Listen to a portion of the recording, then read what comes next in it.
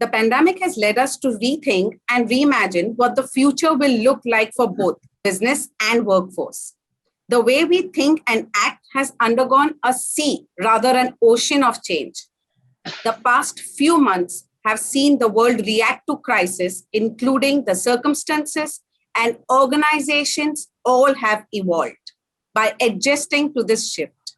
It is the need of the hour that individuals, organizations have to innovate more to adapt to the realities of the new world in order to remain relevant. Agility, flexibility is the key here.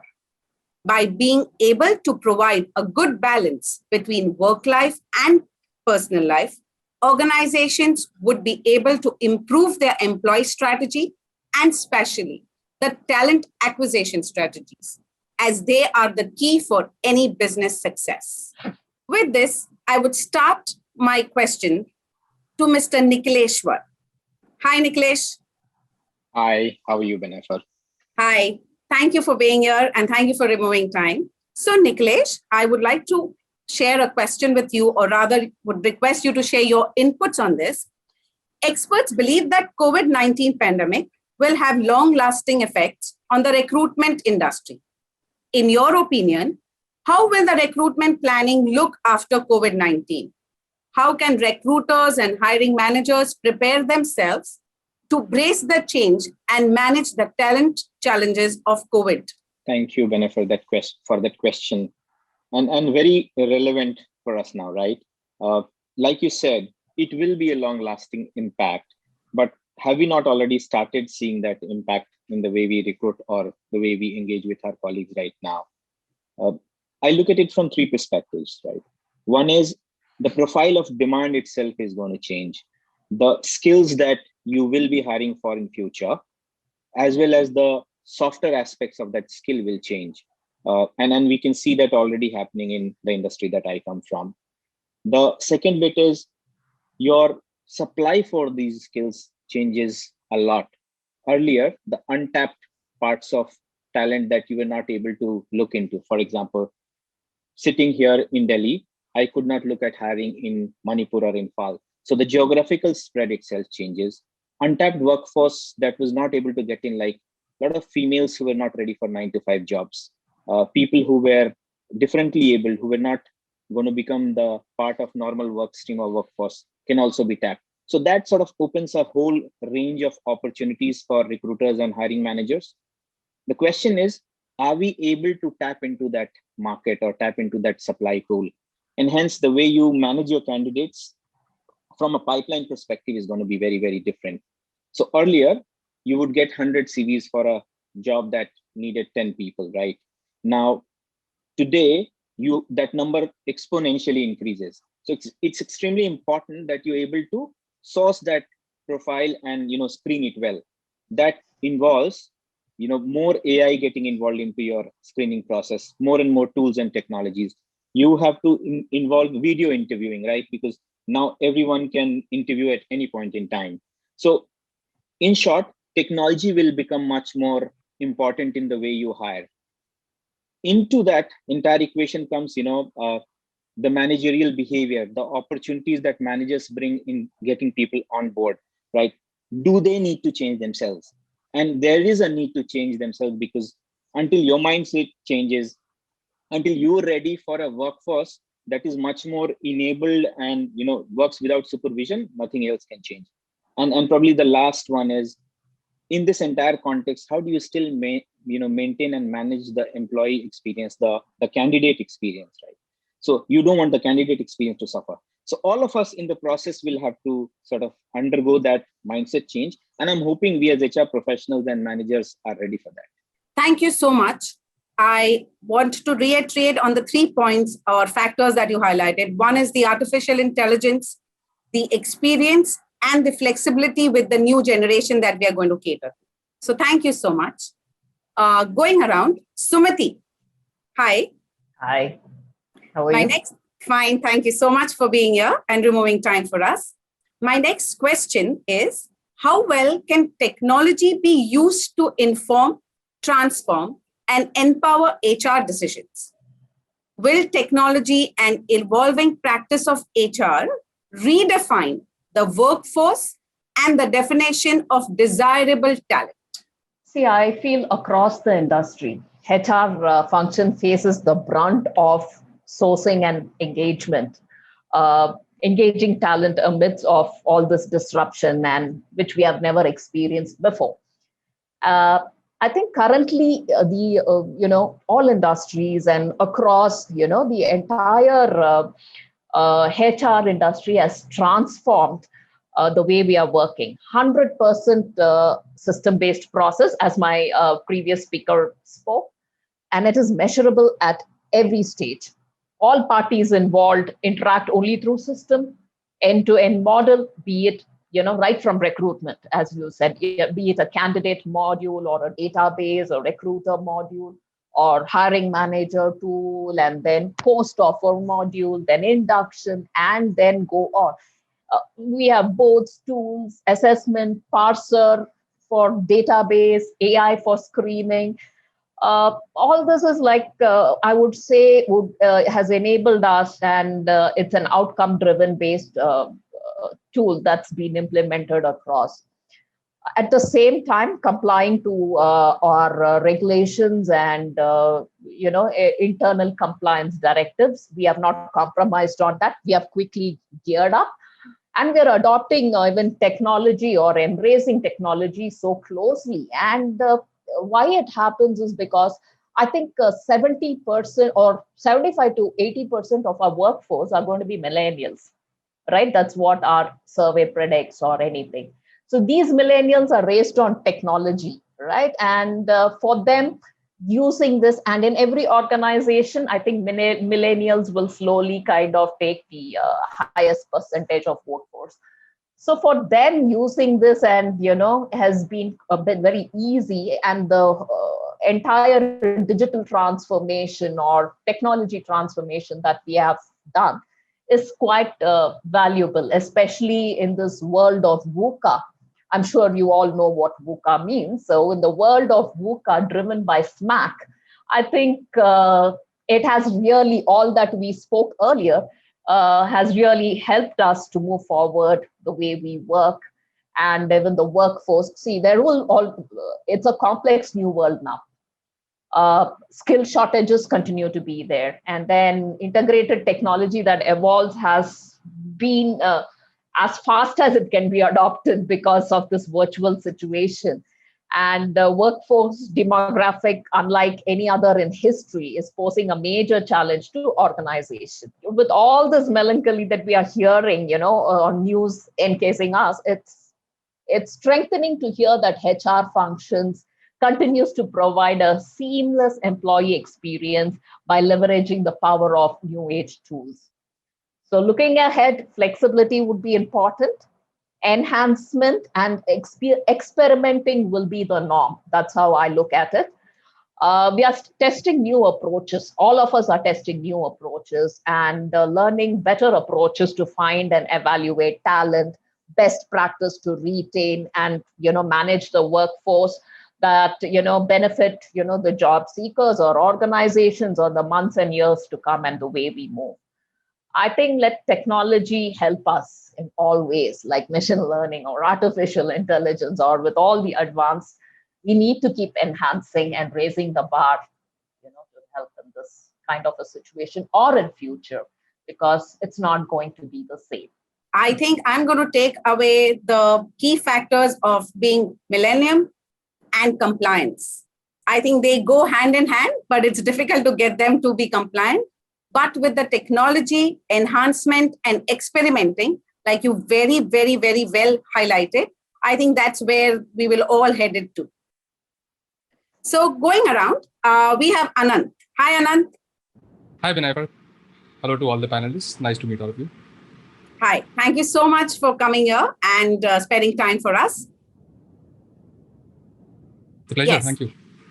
Yes. So, Anant, I'm going to ask you to share your inputs on what do you think competitive advantage will be for functions or organizations, but function of agility as a part of the competitive advantage. So I would actually argue that competitive advantage needs both size and agility, because you need some size to provide you stability while you experiment with new things to provide you agility, right? It's like driving a car.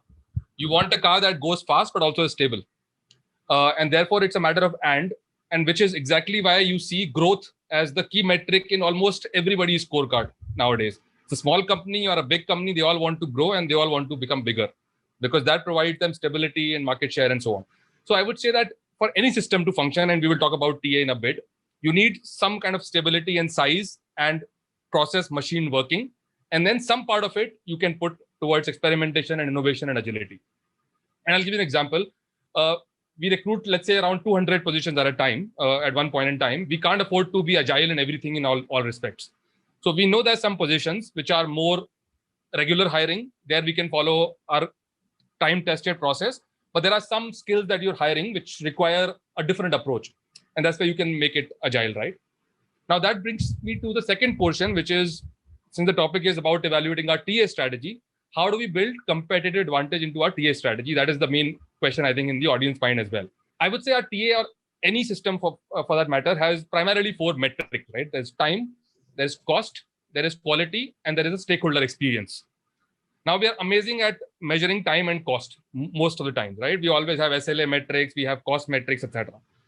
Where competitive advantage, I think, is lost is around the quality and the experience metrics.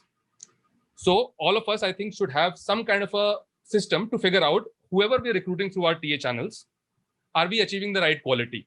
And sometimes we can take a very short-term view. If the person stays in the organization for 6 months, then okay, there's no early attrition, we have great quality. But ultimately, if you're hiring people to build a skill set to the next level, like some kind of a metric around, did we hire the right high potential people? Did we hire people in my company who were able to take 1 or 2 levels higher up roles?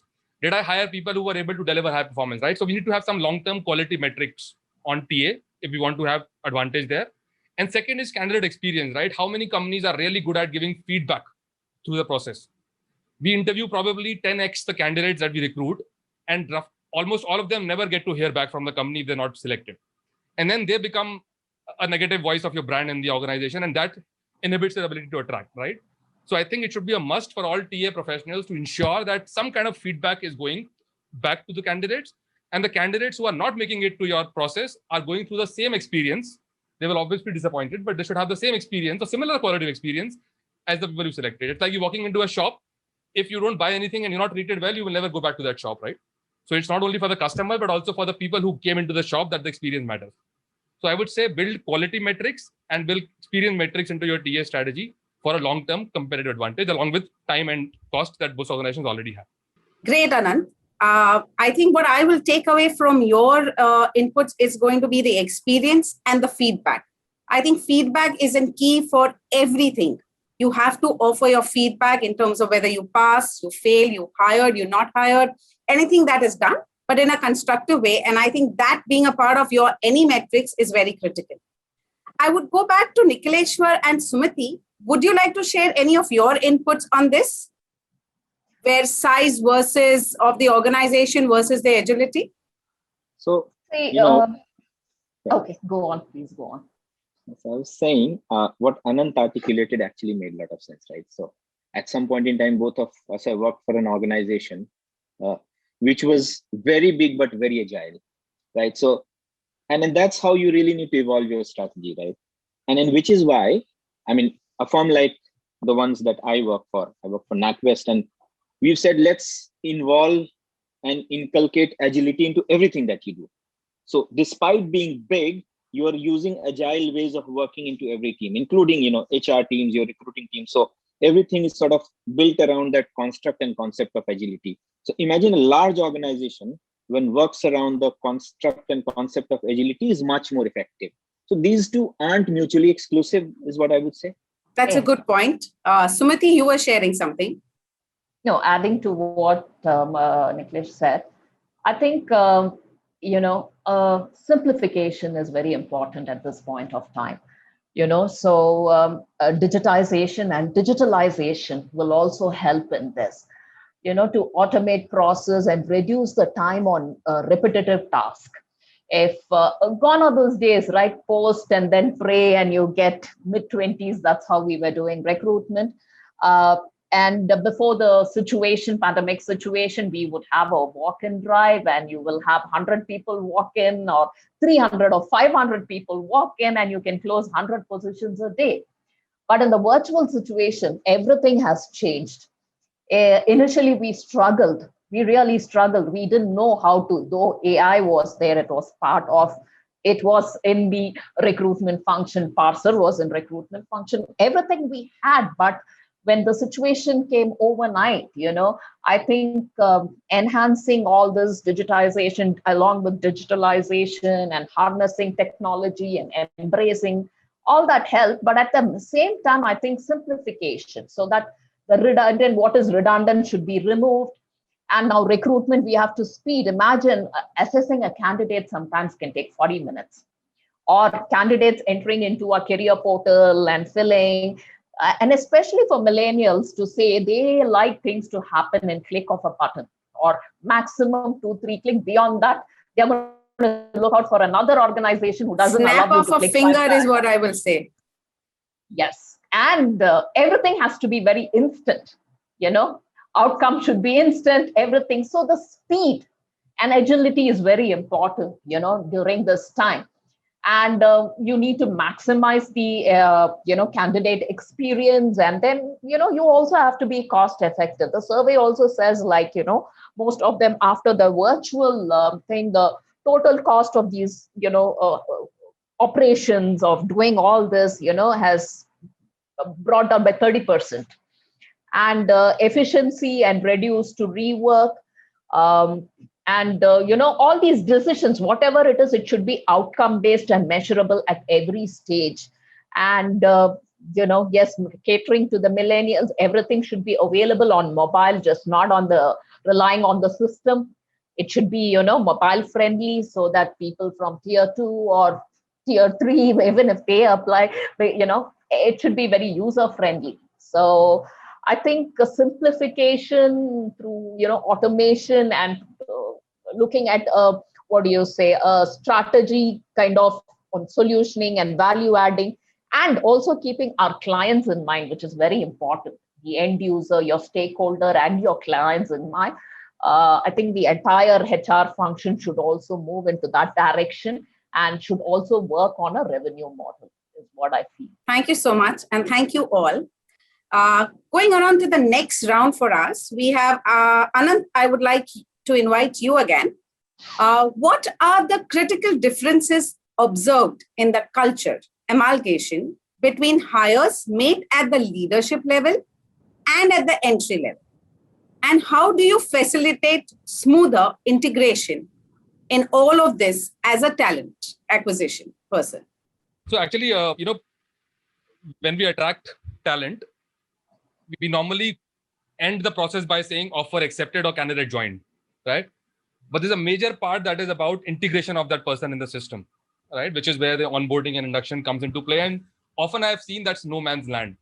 Recruitment team would have handed the candidate over to HR business partners, and sometimes HR business partners are not fully aligned there. And that is where a person can get lost, the new hire, right? I would say cultural amalgamation actually starts from the interview stage itself. The way you are treated during interviews is a free demo, I feel, of the culture of the organization. Whether interviews are making it on time, are they giving you enough respect? Are the quality of conversations really about checking the list or checking keywords, or is it about having a genuine conversation to get to know you, and so on, how the feedback is given, as I was saying earlier. So your cultural integration starts from there. And that is where a lot of candidates make up their mind, even during the interview stage, which is very different from what they imagined earlier. So that's where it starts. And then I would say, I think there's a period between the offer and the joining, which is, again, a silent sort of a period. I would say there's some work to be done there, which is pre-joining. There has to be some regular touch points. You have to start making the candidate feel you're part of your organization already, as soon as you made the offer to the person. The onboarding starts there. And then the third step is when the person joins. And that is where one personal thing I find really handy is the entire 30, 60, 90-day plan. It's very routine. It's been there for ages, but not many people really follow it. But I really find it great, because even in the best of onboarding cases, you would have a 7-10 days onboarding, and then it's handed off to the respective function. But I think HR probably should take ownership of that to do a checkpoint at a 30, 60, 90-day period as to how things are going, whether there's an onboarding plan that was there, or whether the person was left on his or her own, and whether the person really is assimilating into the system. So that's, I think, one must have that we should have probably from an onboarding point of view. Now, coming to differences between senior and junior levels, I don't think there is really a fundamental difference in how you will amalgamate them. I mean, of course, their stakeholder sets are different, their job profiles could be different, but I believe one error that I've seen people making is dumping information. We feel that once we've passed on all the decks that we have, all the documents we have, onboarding is complete. You know, and hardly anybody really looks at the decks. They learn by experience and information. So I think getting people exposed to leadership, getting people to interact with people, giving them small little assignments to get onboarded is much better and a way of learning than actually sending documents and dumps of 100 MBs of information to them, right? So that is something I would say definitely we should incorporate. At the senior levels, I think we should also look at broader stakeholders. There could be global stakeholders, there could be different cross-functional teams who should also be exposed. At the more junior levels, it's more about your team and more about your work content. So design of plan could be different, but the approach will not be so different, I would feel. On your point, I would just like to make one thing or emphasize on one thing, which is we always think, like you very clearly highlighted, once the recruitment is over, the recruiter leaves the candidate, then it's the HR VP's function to take it over, and then it's the learning team to complete the induction, and then the business team to complete the overall induction or make them learn for the job. But I really feel the stepping stone for a candidate or an HR is the talent acquisition, because that's where you are the ambassador of the organization. As a recruiter, you come to know built a rapport with and candidate. You understand the compensation of the person and the benefits of the person. You understand his interest, where he wants to go, the learning that he wants to develop. So I think that initial first step that you very clearly highlighted talks absolutely about a plan that an individual will join an organization to build his entire career on. So thank you so much, Anant, for that clear, detailed answer on that 30, 60, 90-day program. Thank you. Moving now to Sumathi again. Hi, Sumathi. Please be back. Hi. Yes, I am. Okay. So Sumathi, please share your inputs. The key to keeping talent within a company is to identify what motivates an employee and satisfies their needs. What are the challenges faced by the organizations presently in retaining the talent, according to you? Interesting. There's a lot of challenges faced by the organization in retaining the talent, I would say. Employee who's treated well or employee who's treated as an asset to the organization continues to stick with the organization for a long time. That's one part. But the reality remains that higher compensation and demand aspiration, every employee has high salary expectation. That again, because there'll always be another organization because strong buyer power from competition, right? Human resources are now assets. And there is a cutthroat competition to attract the best talent in the market. So organizations go a long way to lure trained, experienced, and talented resource from the competitors. So, and I would say changing workforce, because millennials today are the largest segment in the workforce, and 90% of millennials are expected to stay in a job for less than 3 years. This is what according to the Future Workplace or Multi-Generation Work Survey says. So 3 years is all they spent. So I think that's again a challenge, and it is ease of finding a job due to technology, connectivity, and searching for a new job is just click away. And thanks to slow social media flooded with all kind of jobs, so the talent that we retain again is becoming a challenge or quite tempting, because HR does reach to passive candidates as well. So, and they go behind where their interests are, not necessary. They should be on social media. So the TA functions have become very smart enough to chase them behind their interests. Wherever they are, find them, and without even a CV. And they also say in 10 years you won't even have any resumes. It's only the interest that would be shared, and then that's how the TA function would work. But I think some organizations needs to be very transparent also to their employees, and rewards and recognition. While organization is not focused on inclusivity, but employee emotional, physical, health state and well-being. These are the some things also, and lack of recognition of employees. Again, that could be challenging if you do not recognize them and appreciate them for the work, or a leader not motivating them. I think that again would be a challenge. And constant communication, especially in this time, again, could be a thing. Leaders, especially, it's just not their bosses, but their super boss as well. And employee experience. Everybody needs respect in this world. Even a small child told properly kind of response things. So respectful treatment, empathetic approach. I think the organization sometimes should not have unrealistic expectations too. These are the few things. I think lack of trust to the leadership can also, add to attrition, and thereby the organization will have challenge in retaining. So transparency, communication, open door policy, and engaging with employees and the benefits. Everything should be taken into consideration, and a professional relationship is critical to ensure employee retention. Sumathi, I think employees are going to love the answer that you've just given, or the inputs that you've given. You've bundled every aspiration an employee will want from an organization into just a simpler form of answer. But I think my takeaway from your answer is going to be the respect. I think mutual respect for working in an organization is very important and very critical, irrespective of the level that we are at and what we deliver. So Thank you so much for that wonderful answer. So I'm going to go back to Nikhileshwar. I'm so sorry. It's a very interesting question. And I think it's a question which is like the old wine in new bottle.